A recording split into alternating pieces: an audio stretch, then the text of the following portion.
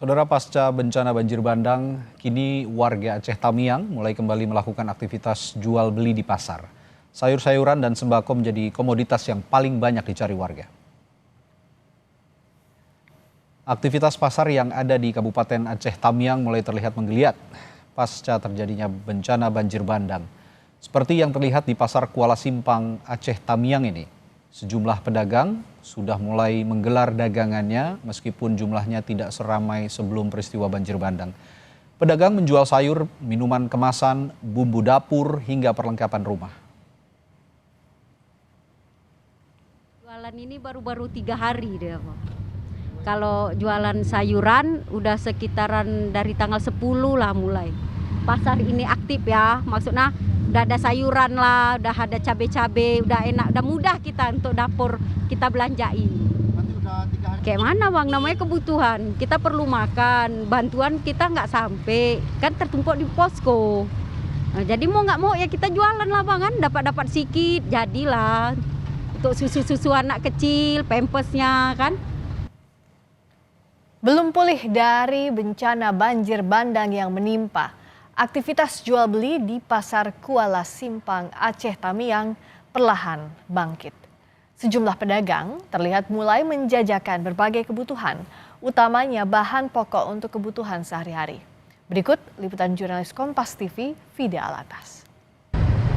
Di tengah luluh lantahnya Kabupaten Aceh Tamiang akibat diterjang banjir bandang pada 26 November lalu atau sekitar 3 pekan yang lalu, saat ini di Pasar Kuala Simpang kami pantau aktivitas perdagangan dari para pedagang ini memang sudah terlihat.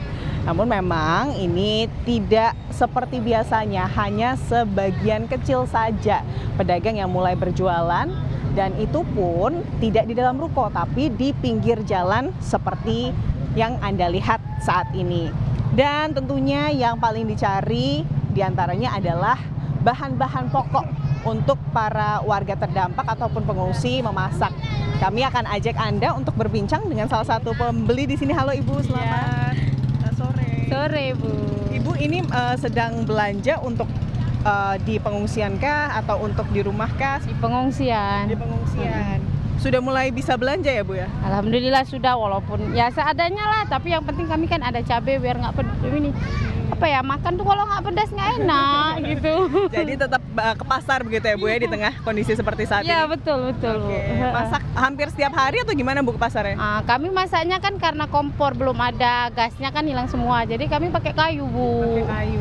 Wajan itu yang ada, masih ada yang di rumah yang nggak hanyut, kami bersihkan, kami untuk masak. Rumahnya terdampak parah sekali ya Bu? Kami tinggal sengnya aja, dindingnya habis semua. Baik, tapi di pengungsian pun kebutuhan-kebutuhan pokok tetap harus jalan ya Bu ya? Iya, baik. betul, karena kan setiap hari kita makan kan. Baik, terima kasih Bu.